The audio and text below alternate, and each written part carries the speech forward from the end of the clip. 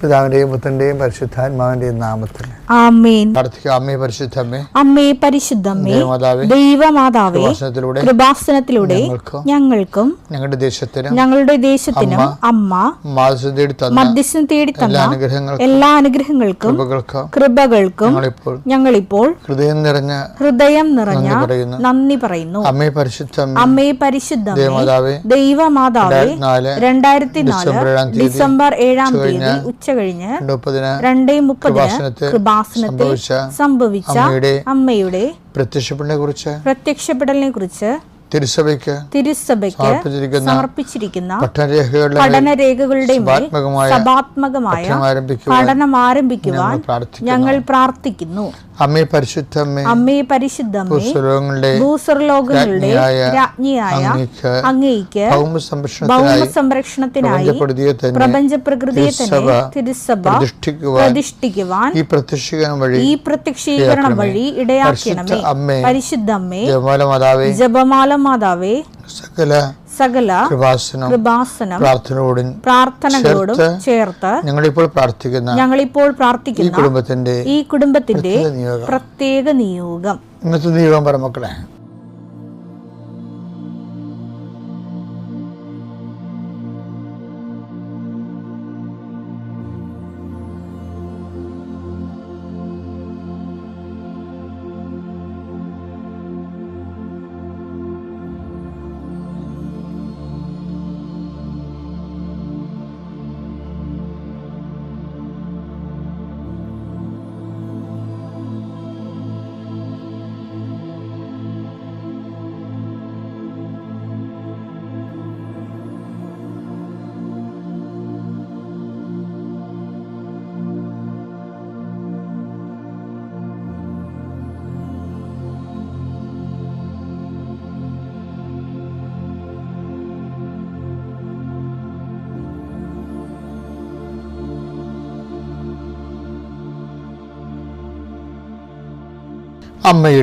അമ്മയുടെ പ്രത്യക്ഷീകരണത്തിന്റെ ഈ അനുഗ്രഹവേളയിൽ ഞങ്ങൾക്ക് സാധിച്ചു തരുവാൻ കനിയണമേ. ആമേൻ. വിശ്വാസ പ്രമാണം. സർവശക്തനായ പിതാവും ആകാശത്തിന്റെയും ഭൂമിയുടെയും സൃഷ്ടാവുമായ ദൈവത്തിൽ ഞാൻ വിശ്വസിക്കുന്നു. അവിടുത്തെ ഏകപുത്രനും ഞങ്ങളുടെ കർത്താവുമായ ഈശോമിശിഹായിലും ഞാൻ വിശ്വസിക്കുന്നു.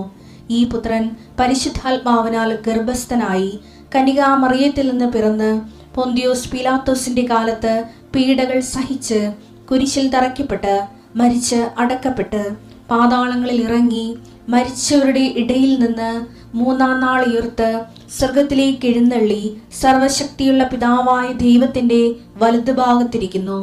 അവിടെ നിന്ന് ജീവിക്കുന്നവരെയും മരിച്ചവരെയും വിധിക്കുവാൻ വരുമെന്നും ഞാൻ വിശ്വസിക്കുന്നു. പരിശുദ്ധാത്മാവിലും ഞാൻ വിശ്വസിക്കുന്നു. വിശുദ്ധ കത്തോലിക്കാ സഭയിലും പുണ്യവാന്മാരുടെ ഐക്യത്തിലും പാപങ്ങളുടെ മോചനത്തിലും ശരീരത്തിന്റെ ഉയർപ്പിലും നിത്യമായ ജീവിതത്തിലും ഞാൻ വിശ്വസിക്കുന്നു. ആമേൻ.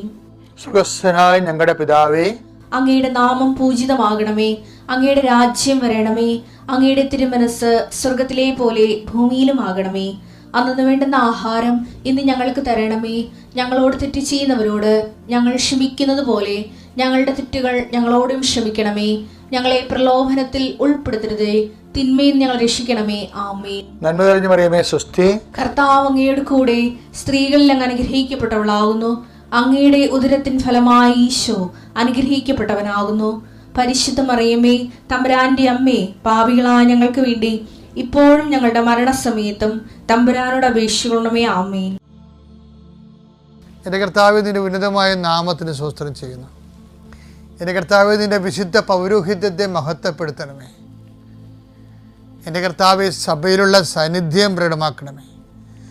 39 വർഷം ഞാൻ അർപ്പിച്ച കൃപാനയുടെ യോഗ്യതയാൽ കൃപാസനത്താരെ ജീവനോടെ പ്രത്യക്ഷപ്പെട്ട പരിശുദ്ധ അമ്മയുടെ മാധ്യസ്ഥത ഇപ്പോൾ പ്രാർത്ഥിക്കുന്ന മക്കളുടെ മേൽ കർത്താവിൻ്റെ സത്യവുകട്ടെ. ഇന്നത്തെ നിങ്ങളുടെ യാത്രാമേൽ കർത്താവിൻ്റെ കൃപ ചൊരിയട്ടെ. നിങ്ങളുടെ ചിന്തകൾ, നിങ്ങളുടെ വാക്ക്, നിങ്ങൾ മറ്റുള്ളവരോട് സംസാരിക്കുന്ന സംസാരങ്ങൾ, ഇടപാടുകൾ, ഇടപഴകലുകൾ, ചർച്ചകൾ, തീരുമാനങ്ങൾ കർത്താവ് അനുഗ്രഹിക്കട്ടെ.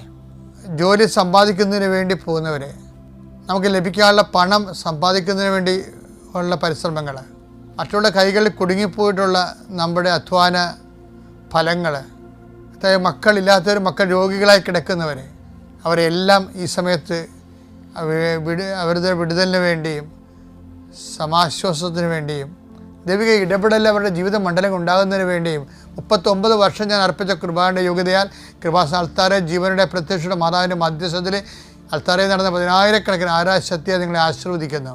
നിങ്ങളുടെ ഇന്നത്തെ ദിവസം കർത്താവിൻ്റെ നാമം ശുഭകരമാകട്ടെ.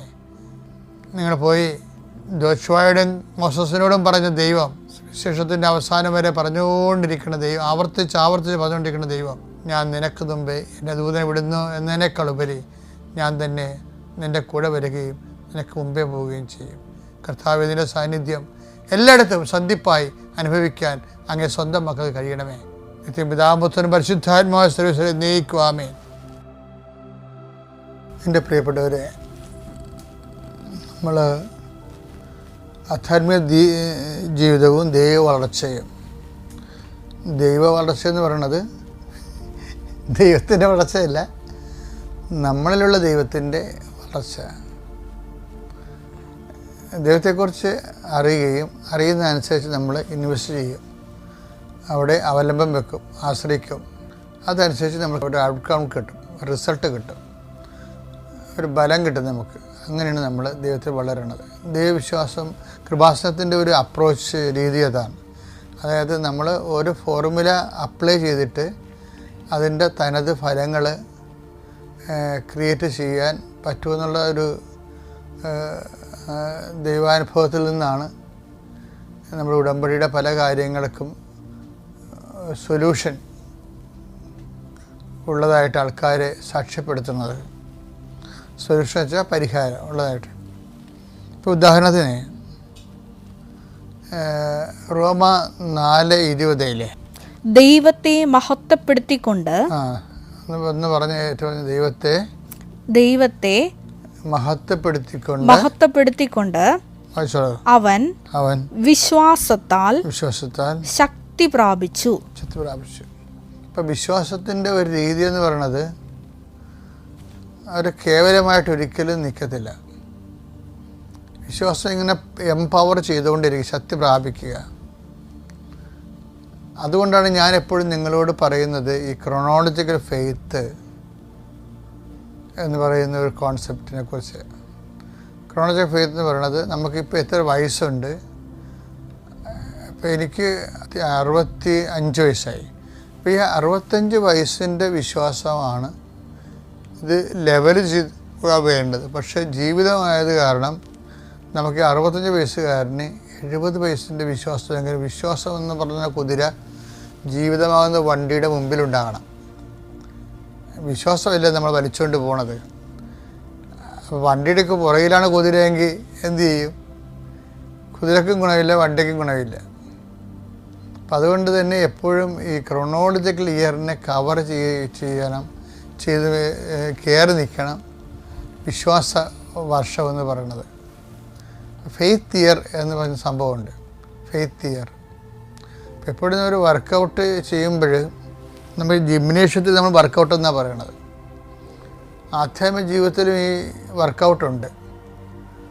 വർക്കൗട്ട് ഇപ്പോൾ ഞാൻ ഇന്നലെ ഒരു വർക്കൗട്ട് പറഞ്ഞില്ലേ നിങ്ങളോട്, എന്ന് വെച്ച് കഴിഞ്ഞാൽ നിന്നെ ഞാൻ എല്ലാ ജനങ്ങളുടെ മുമ്പിൽ ഉന്നതനാക്കും എന്ന് പറയുന്ന ദൈവം ഉടനെ ചെയ്യണേ എന്താ? വെള്ളപ്പൊക്കത്തിൻ്റെ മുമ്പിൽ കൊണ്ടുവന്ന് നിർത്തുകയാണ് ജോഷുവാനെ, ഇല്ലേ? എന്നിട്ട് അത് സോൾവ് ചെയ്യാൻ പറയും. വെള്ളപ്പൊക്കത്തിലൂടെ ഗത്രു ചെയ്യാൻ പറയും. അപ്പോൾ ഗത്രു ചെയ്യാൻ പറയുമ്പോൾ വെള്ളപ്പൊക്കം കണ്ടാൽ ഭീരുവായി പിന്തിരിഞ്ഞോടാതിരിക്കാൻ പറയും. ശക്തനായിരിക്കണം, ധീരനായിരിക്കണം എന്ന് പറയും. അപ്പോൾ അങ്ങനെ ശക്തനും ധീരനുമായിരിക്കുക. അതിനർത്ഥം വെള്ളപ്പൊക്കം മുമ്പിൽ കണ്ടുകൊണ്ടാണ്, ജോർദാൻ നദി കരകവിഞ്ഞ് കൊയ്ത്തുകാലത്ത് ഒഴുകുന്നത് കണ്ടുകൊണ്ടാണ് ശക്തനും ധീരനുമായിരിക്കണം, അല്ലെങ്കിൽ നീ പകച്ചു പോകുമെന്ന് പറയണം. അപ്പോൾ ഓരോ രോഗങ്ങളും കടങ്ങളും ഉറ്റവരുടെ വേർപാടും മരണവും ഒക്കെ സംഭവിക്കും. നമുക്ക് മുമ്പിൽ എന്തും സംഭവിക്കാം. ജീവിതം അതിൻ്റെ സ്വഭാവ ചേഷ്ടകളുമായിട്ട് മുന്നോട്ട് പോകും. നമ്മൾ പിന്തിരിഞ്ഞ് ഓടാതിരിക്കാനാണ് ശക്തനും ധീരനുമായിരിക്കുക. എന്താണ് കാരണം? നിന്നെ ഇതുവരെ നയിച്ച ദൈവം നിൻ്റെ മുമ്പേ പോകുന്നുണ്ടെന്ന്. വെള്ളപ്പൊക്കം അല്ല മുമ്പിൽ, ദൈവമാണെന്ന് ഓർക്കണം. നമ്മൾ പക്ഷെ കാണുന്ന വെള്ളപ്പൊക്കത്തെ ആയിരിക്കും. ഈ വെള്ളപ്പൊക്കത്തിൽ നമുക്ക് ഇടയ്ക്ക് കാണാത്ത ദൈവത്തെ കാണുന്നതിനാണ് വിശ്വാസം എന്ന് പറയുന്നത്. അത് ഇപ്പോൾ പറഞ്ഞതുപോലെ ഓരോ ദിവസവും ശക്തിപ്പെട്ടുകൊണ്ടിരിക്കണം. ആ വചനം ഒന്നൊരു വായിച്ച്. ദൈവത്തെ മഹത്വപ്പെടുത്തിക്കൊണ്ട് അവൻ വിശ്വാസത്താൽ ശക്തി പ്രാപിച്ചു. അപ്പം ഈ നമുക്ക് ദൈവത്തെ മഹത്വപ്പെടുത്താനുള്ള ഒരു സിറ്റുവേഷനിലേക്ക് ദൈവം നമ്മളെ കൊണ്ടുപോകും. അപ്പം അവിടെ നമുക്ക് ചെയ്യാനുള്ളത് ദൈവത്തെ മഹത്വപ്പെടുത്തുകയാണ് ചെയ്യാനുള്ളത്.